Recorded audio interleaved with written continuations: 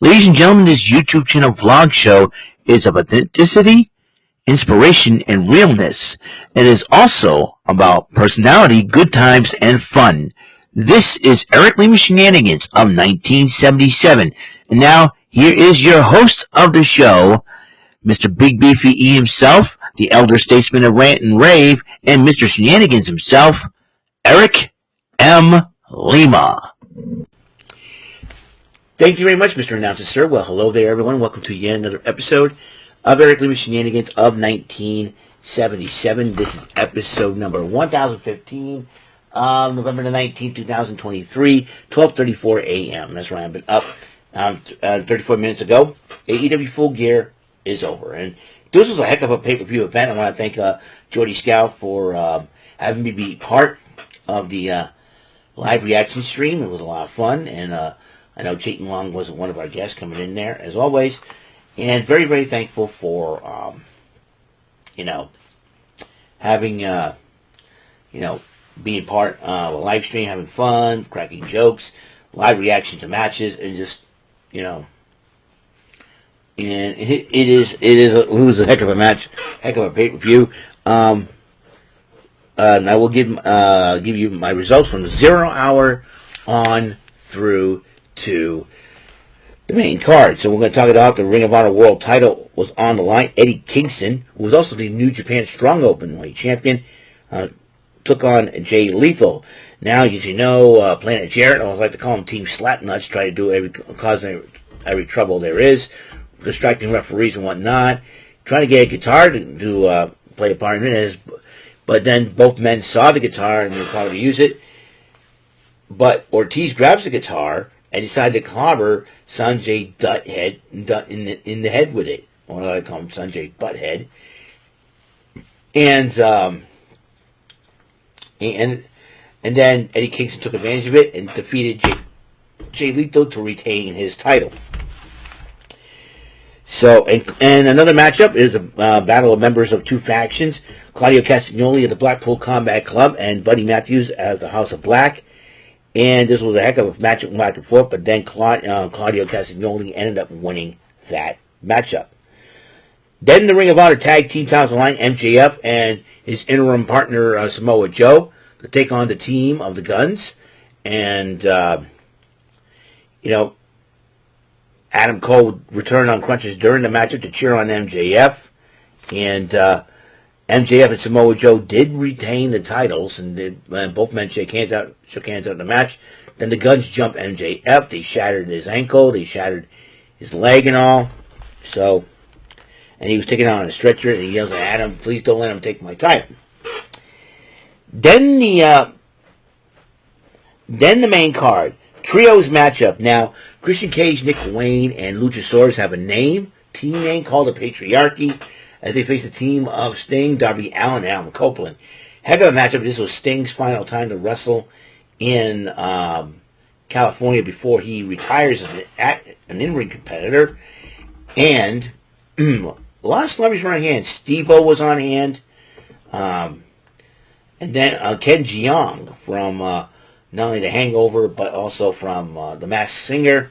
He was there to watch the action and to enjoy the wrestling action. Sting, Darby Allin, and Adam Copeland did win the matchup. Ric Flair got involved with Nick Wayne. I was like, Nick Wayne was taunting Flair, disrespecting Flair. So he keeps this up. Ric Flair's going to go over to his house, beat the crap out of Nick Wayne, take his mama into the bedroom, and take her up to Space Mountain. And if Rick Wayne's not careful, that could happen. And Ric Flair don't play around, even at 70 years old. He may be my dad's age, but he don't play around. Anyways, so Lexi Nair and RJ City did a promo for DraftKings, plugging DraftKings if you want to make bets and all.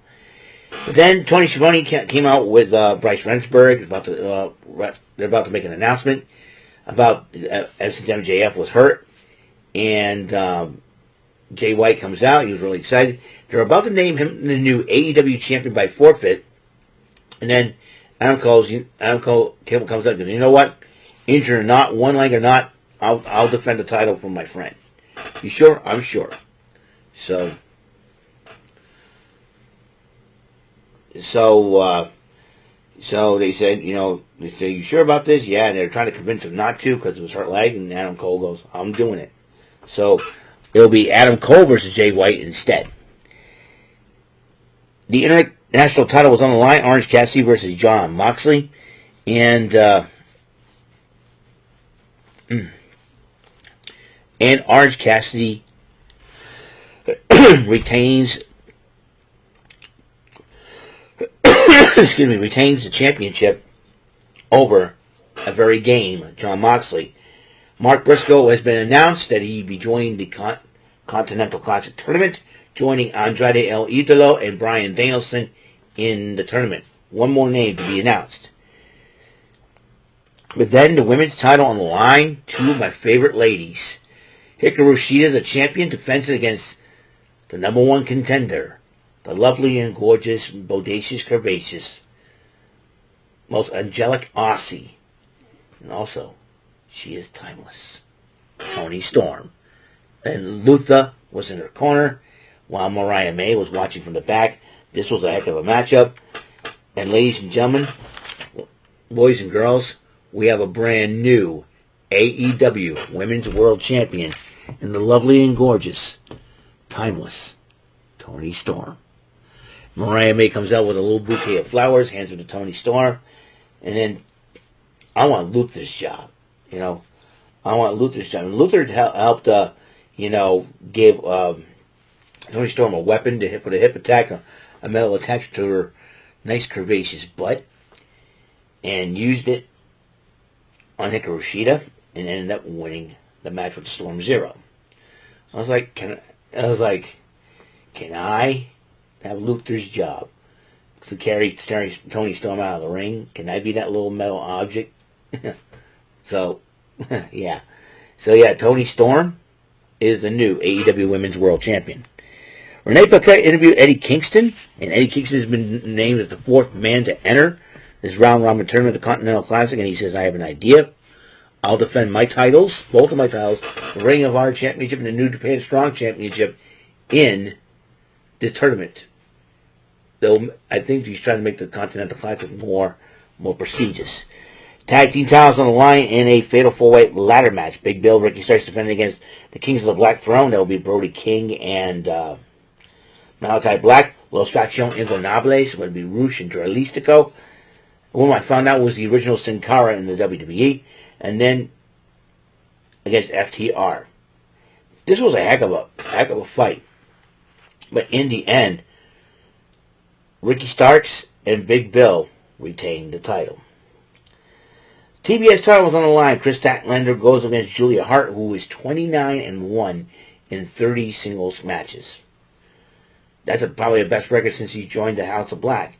And then Sky Blue's got, who decided to replace her ball cap with some kind of flower crown, and still looking as evil as ever. And they both had the opportunity to double team Chris Statlander a couple of times. But ladies and gentlemen, back-to-back new champions. That's actually not back-to-back. New women's champion, once again, a new TBS women's champion by the name of Julia Hart. At 22 years old, probably the youngest champion in AEW history. Congratulations to Julia Hart. And you know what? She proved it. The house always wins. Then it becomes a blockbuster signing. Now, before we get to this announcement, there was a bit of a spoiler. Ronda Rousey is now part of the Ring of Honor roster. I'm not kidding you. Ronda Rousey, I'll tell you what. If I were a Ring of Honor women's division or even the AEW's women's division, I'd be very, very afraid. So just saying, But everybody thought it would be Goldberg, Dolph Ziggler. Wasn't any of them. It was none other than Will Ospreay. And he says that in a couple of, he wants to finish out his dates and a couple of, finish out the dates with New Japan. And once he does that, he'll join AEW as part of Revolution. Very interesting saying. So Will Ospreay is officially All Elite. Then leads it to my opinion, the match of the night, the match that stole the show. Adam Page versus Swerve Strickland. These two in the ring made each other bleed like stuffed pigs. I mean, so much blood, it was not even funny. I was like, they better be getting checked out after this matchup. That's all I'm going to say. These two men beat the, bloody you-know-what out of each other to the point where after that match I said, I'm going to get myself something to eat. But Brian Cage did get involved in the matchup attacking Anna Page, but in the end, though, Swerve Strickland has won that matchup. Then it was the Golden Jets versus the Young Bucks. Now, two stipulations are on the line. If the Young Bucks win, the Golden Jets have to split up. However, if Omega and Jericho, or the Golden Jets, Kenny Omega and Chris Jericho, or the Golden Jets win the matchup, they have the Young Bucks number one contendership spot. Don Callis was joining on commentary to keep an eye on things. And this was a heck of a tag team matchup until the Young Bucks resorted to low blows and cheating to try to win the matchup. But the Golden Jets win the matchup. They got the number one contender spot, and the Young Bucks are throwing their chairs around like little kids, throwing a temper tantrum. Then, the main event, the AEW title, MJF, when Adam Cole was supposed to fight in MJF's place against Jay White, but then MJF returns to the arena in an ambulance, and then during that matchup, and then MJF was defending his title. During that matchup, the Guns were ejected from ringside, and ladies and gentlemen, and still, AEW World Champion, and he got his Triple B back. I'm talking about MJF, and he's better than you, and you know it. Well, that's all the time we have on the show. Episode 1015 is complete. I'm going to upload this video, then I'm going to take a shower, then I'm going to get some sleep. Until the next episode comes rolling around, Mr. Announcer, take us home. This concludes today's episode. This is Mr. Lima speaking for Eric Lima Shenanigans of 1977.